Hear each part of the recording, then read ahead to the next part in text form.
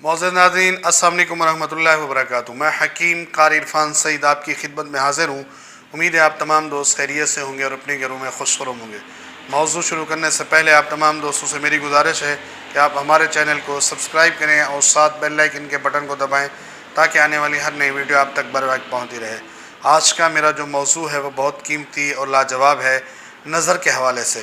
نظر کو کس طرح تیز کرتے ہیں اور نظر کے محافظ کون ہے، وہ کون کون سی ادویات ہیں جن سے آپ کی نظر بالکل درست رہے گی۔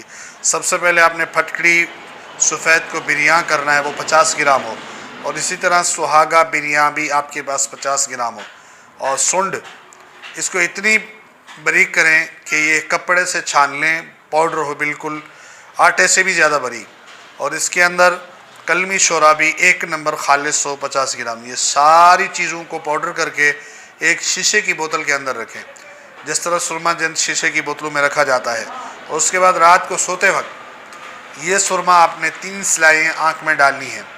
اور اس کے فائدے کیا کیا ہیں؟ آپ کے جالا ہے، موتیا ہے کو جڑ سے ختم کرتا ہے، آنکھوں کو صاف اور بینائی کو بہت تیز کرتا ہے۔